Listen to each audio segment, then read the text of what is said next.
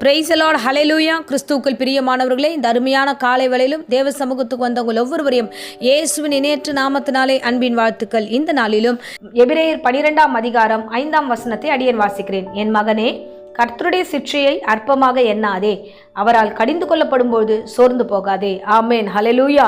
ரொம்ப அருமையான வேத வசனம். இந்த வார்த்தையில கர்த்தர் தம்முடைய காரியத்தை வெளிப்படுத்துகிறார்.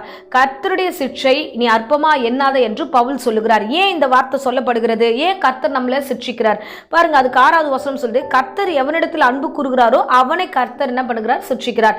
இப்போ நம்ம ஒரு வீட்டில் ஒரு தகப்பன் தாய் தம் பிள்ளைகளை அடிக்கிறாங்க அப்படின்னா அவங்களை ஏன் அடிக்கிறாங்க, ஏன் கண்டிக்கிறாங்க? அங்கே போகாதீங்க, அதை செய்யாதீங்கன்னு ஏன் தண்டிக்கிறாங்க அப்படின்னா, அந்த பிள்ளை வளரும் போதே நல்ல ஒழுக்கத்தோடு வளரணுன்ற ஒரே காரணத்துக்காக மட்டும்தான் ஒரு தகப்பன் தன் பெற்று எடுத்த பிள்ளையே அவர்கள் கண்டிக்கிறார்கள். ஹல்லேலூயா.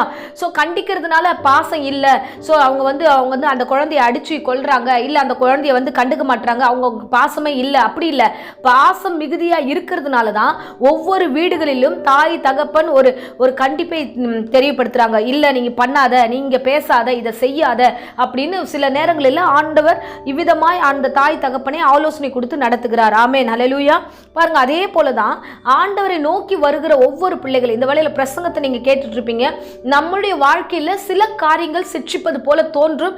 ஆண்டவர் என்ன நம்மளை தண்டிச்சுட்டாரோ அப்படின்னு உங்களுக்கு சில காரியங்கள்லாம் தோணும். ஏன் ஆண்டவர் அனுமதித்திருக்கிறார்னா, நாம சீர்பட வேண்டும் என்பதற்காக, இனி இந்த விதமான தவறுதல் நாம் செய்யக்கூடாது என்பதற்காகவும் ஆண்டவர் தம்முடைய பிள்ளைகளை அதிகமாக நேசிக்கிறபடினால இந்த வழியில கொண்டு வருகிறார். ஹல்லேலூயா. சோ பாருங்க, நீதிமொழிகள் 13ஆம் அதிகாரம் 24ஆம் வசனத்துல, பிரம்பை கையாடாதவன் தன் மகனை பகைக்கிறான். ஆமேன், ஹல்லேலூயா. சோ ஒரு தகப்பன் தம் பிள்ளை கண்டிப்பதற்கு கையில கொம்பு எடுக்கலன்னா நிச்சயமா அந்த குழந்தையை பகைக்கிறான், அவனை கண்டிக்கல, தப்பான வழியில போகும்போது நீ பண்ணாத, இதை செய்யாதன்னு அடிச்சு வளர்க்கலன்னா கண்டிப்பா அந்த இடத்துல அந்த பிள்ளை கெட்டு போகிறதுக்கான வாய்ப்பு அநேக இடங்கள்ல இருக்கு. ஹல்லேலூயா. ஏன்னா ஒரு முக்கியமான வேதத்திலே நம்ம ஒரு முக்கியமான ஒரு காரியத்தை பார்க்கிறோம். சிம்சோனை குறித்து பார்க்கிறோம். அவருடைய தாய் தகப்பன் கர்த்தரால முன்குறிக்கப்பட்ட பிள்ளையை ஆண்டவர் அவருக்கு கையில கொடுக்கிறாரு. நீ வளர்க்கணும், இந்த பிள்ளை ஒரு நியாயாதிபதியாய் வரப்போகிறான் என்று அந்த தாய் தகப்பனுக்கு அந்த சிம்சோனை கொடுக்கும்போது அந்த தாய் தகப்பன் தன் பிள்ளையை சரியாய் வளர்க்கவில்லை. அவன் தவறுதலான வழியில போகும்போது அவனை கண்டிக்கல. கண்டிச்சிருந்திருந்தாங்கன்னா அவனுடைய முடிவு வேற மாதிரி இருந்திருக்கும். அவனை கண்டிக்காததுனால அவன் பாவ வழியில கடந்து போனான், விபச்சாரி இடத்துல போனான், தவறுதலான ஒரு இடத்துல அவன் கடந்து போயிட்டான். ஹல்லேலூயா. சோ இந்த நேரத்திலையும் கர்த்தர் என்ன சொல்லுகிறார்னா, கண்டிக்கும் பொழுது, கர்த்தர் ஒருவேளை உன்னை சிட்சிக்கும் பொழுது, நீ கேட்ட காரியத்தை கொடுக்காம இது பண்ணது தப்புன்னு உன்னை எல்லா இடத்துலையும் ஆண்டவர் உன் இடத்துல சொல்லும் பொழுது அதை கேளுங்க. ஏன் ஆண்டவரே இப்படி சொல்றீங்க? சரி ஆண்டவரே, இதுதான் உங்களுடைய என்னன்னா, கண்டிப்பா நான் அந்த மாதிரி நடந்துக்கிறேன் அப்படின்னு நீங்க உங்களை ஒப்பு கொடுங்க. நிச்சயமாய் நீங்கள் சாக மாட்டீர்கள். நிச்சயமாய் கர்த்தர் உங்களை கைவிட மாட்டார். ஏன்னா தகப்பன் தன் பிள்ளையை நேசிக்கிறார். ஆமேன். நேசிப்பதனால தான் கண்டிக்கிறார் என்பதை மறந்துடாதீங்க. ஐயோ, எங்க வீட்டில் இப்படி திட்டுறாங்களே, எங்க வீட்டில் இவனை போட்டு இப்படியா மோசமா பேசுறாங்களே, எனக்கு இந்த வீடு பிடிக்கல அப்படின்னு நினைக்காதீங்க.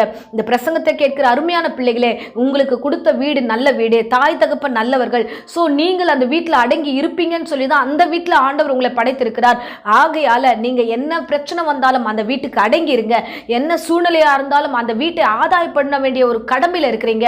கர்த்தர் சில வேலைகளில் அந்த சிற்றையான ஒரு வழியின் பாதையில் நடத்தும் போது, ஸோ நீங்க தாய் தகப்பனையோ இல்லைன்னா கர்த்தரையும் நீங்க கோபித்துக் கொள்ளாதீங்க.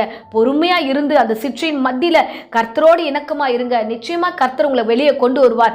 ஏற்ற ஞானத்தையும் அறிவும் கொடுத்து தவறுதலான காரியத்திலிருந்து வெளியே கொண்டு வந்து அமைதலுள்ள ஆவியோடு உங்களை வழி நடத்துவார். ஆமேன், ஹல்லேலூயா. இப்பொழுதும் அடியேன் உங்களுக்காக ஜெபிக்கிறேன். அன்பு ரட்சகா, இந்த அருமையான வேலைக்காக ஸ்தோத்திரம். ஏசப்பா, என் பிள்ளைகள் ஒவ்வொருவரையும் ஆசீர்வதிப்பீராக.